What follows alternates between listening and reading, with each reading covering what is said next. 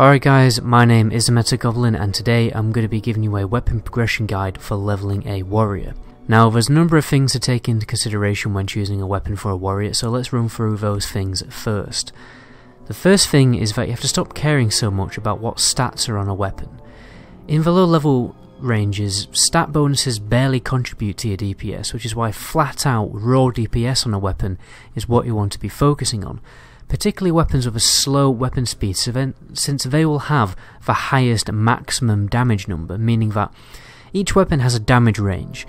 For instance, this Orc Krushat does 52 to 79 damage, which means the maximum damage number is 79, and the reason this is important is because many of your attacks, such as Heroic Strike and Mortal Strike and pretty much most of warrior abilities, they will do the weapon damage plus a little bit more, but that weapon damage does the damage equal to that maximum damage number, so that's why slow weapons are the best. The second important thing to know is staves, right? Staves sometimes have ridiculously high weapon damage, and they have that high maximum weapon damage as well.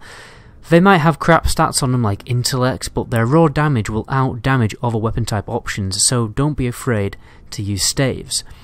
Another thing to note is some of these weapon choices will have high spirit on them, and as many warriors in the community have tested, spirit is actually more beneficial to the leveling speed than strength, because it basically reduces the downtime between mob pulls, and this is particularly in the case of the lower levels.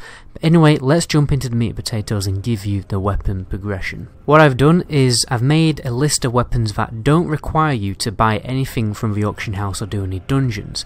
So if you're speedrunning the crap out of this game and you don't want to do any dungeons or anything like that and you want to save money, then this is a really good list for you. But nonetheless, auction house and dungeon options will be on the list also as alternative options.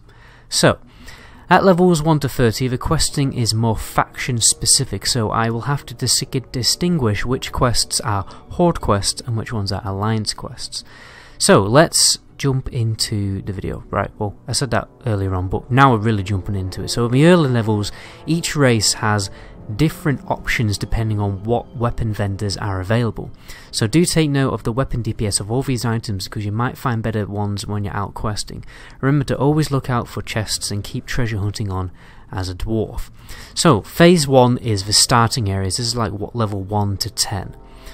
For the human, you want to go for the Kobold Mining Shovel. They drop from the Kobolds at Fargo Deep Mine. You're bound to find one eventually. For the dwarf, what you want to do is you want to go for the Large Axe from Gron Foromin in Karanos. I'm probably going to really ruin all these names and not pronounce them correctly, so do watch out for that, because I do always have a problem with that. For the gnome, you want to go for the Gladius, which is from the same guy, Gron Foromin in Karanos. But you can also go for the Frostmane Hand Axe, which drops quite often from the trolls in that zone, so look out for that too. The reason why we go for a one-handed weapon as a gnome is because that's the only weapon you can use. You won't get a two-handed weapon until level 10, and the same goes for Night Elf. You want to go for a Gladius, which you get from Shallow Man from Dolinar. For the Orc, you want to go for a Large Axe, like the dwarf. You get that from Ugar in Razor Hill. For the troll, same thing, go for the Large Axe, Ugar in Razor Hill. For the Forsaken, you want to get the two-handed sword from Oliver Dwall, he lives in Brill. And then for Tauren, you're going to get the wooden mallet from Marnot in Bloodhoof Village. Other options could be the Severing Axe or a Training Sword from a chest or from the auction house, or if you get lucky or your friend gets lucky and you can do a quick trade. But let's move on to phase 2, so I may as well just jump in. This is level 10 to 30ish. First of all, what you want to do is your warrior weapon quest and use that with a shield for a while, because I'm pretty sure it's a one-handed weapon for every single race. So when you're leveling up, try and pick up a shield and then just keep it in your bags, one with a decent amount of armour, which provides mitigation, which will again reduce downtime between mobs because you'll be taking less damage and will have to do less healing. But obviously two-handed weapons are obviously always better. But anyway, about level 11, on the Alliance side, you can go for a Trog Sliver, which is from the Gathering Idols in Loch Modan quest. For level 15, the Horde, you can go for Samo Flange, which sounds like something, a rude derogatory term in the UK. The Samoflange screwdriver, which is from the Samoflange manual. Sounds so bad saying it. You know what I'm on about if you're from the UK. The Samoflange manual in the Barrens. Anyway, level 16 you're going to upgrade to a Woodman's sword, which is from Mathheistra Relics quest in Darkshore. At about level 14 on the Horde you can get the Zother axe from Serena Bloodfeather quest, the Barrens. Do take in mind that I have the levels here which indicate the level you can obtain the quest, which probably will only mean you can complete it with a group or with some friends.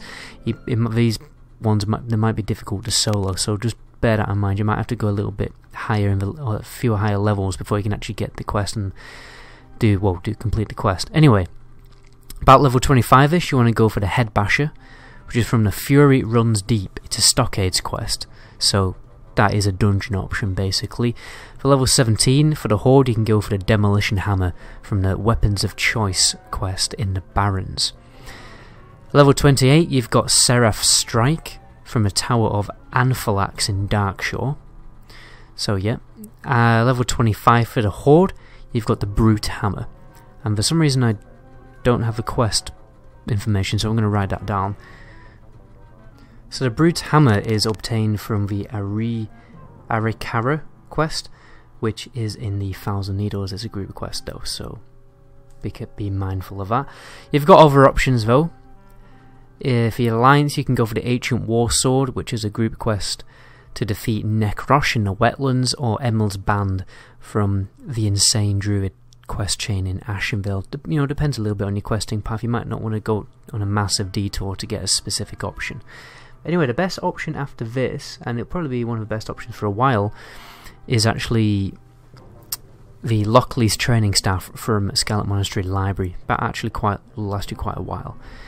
Other options in this range, you know, earlier on in this range, you've got Smite's Mighty Hammer about level 18 in the Dead Mines. You've also got Striker Hydra around about level 26, which is the last boss in BFD. So now we're moving on to Phase 3, which is level 30 to 40-ish. For level 31, you want to go for the Silver Spade, and that'll last you to the late level 30s. This is from the Venture Company mining quest in Stranglethorn Vale. For level 33, on the Alliance side, you can get the Rock Pulverizer from Murderlock in the Badlands. Murderlock is the quest name. For Ally and Horde, you can also go for Mograin's Might around this level range as well, which is from Scarlet Monastery. You've got other options in this level range. You can go for the Whirlwind weapons, well, Whirlwind Axe, but you will probably need friends to help you out with that quest, as it is quite difficult. You can go for the Corpse Maker, which is the last boss in RFD. If you've got quests at RFD, you know, go and check it out. You've got the Manual Crowd Pummeler, which is from a boss in Gnomeron, which is a good option actually. You've got Arceus from A Daughter's Love in Duskwood, that is Alliance specific. I've got Lochley's training staff twice here. You've also got Thermoplug's Left Arm, the last boss in Gnomeron. You've got Bonebiter, which is a dungeon quest in the Name of a Light for Scarlet Monastery, but that's Alliance only. And obviously Mograin's Might I've also got down here. So those are other options that you can get from dungeons and, well, other quests that you might not want to do. So let's move on to Phase 4. This will be level 40 to 50-ish. So level 42, you can get the Sanctimonial Rod, which is from the quest A Hero's Welcome from Feralas. Around about level 40, for the Horde side, you can get Tokar's Murloc Chopper, which is a Threat from the Sea quest in the Swamp of Sorrows. Level 43 for both the Alliance and Horde, you can also get the Staff of Law. And I need to... the Staff of Law is from... this is a really difficult word to pronounce. Gazridian quest, which is a really easy quest to do. You just have to collect these 30 things on the ground in Tanaris. The reason why I keep stopping the videos is because sometimes I don't have the information on the screen in my script, and my internet's also down. So I'm like, activating mobile data just to get certain information. It's really annoying, but that's the nature of editing videos, I guess.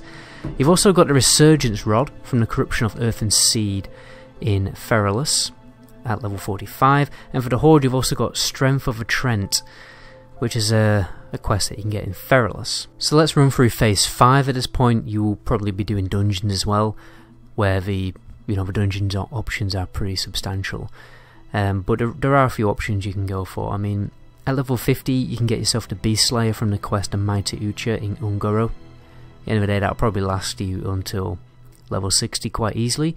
But you've also got, this is just for Horde, you've got Sarah's Guide, which is a quest in the Eastern Plaguelands. So, no, that's not the quest name, but sorry, the quest name is the Corpulent One. I really wish my internet wasn't broken.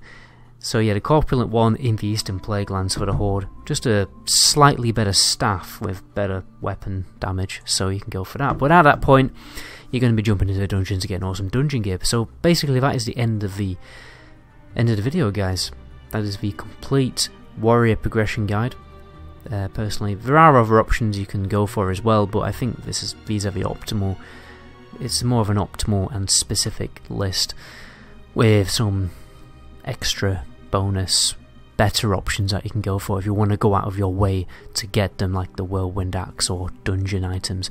That's pretty much the end of the video, guys. My name is Omega Goblin. Until my next video, ciao.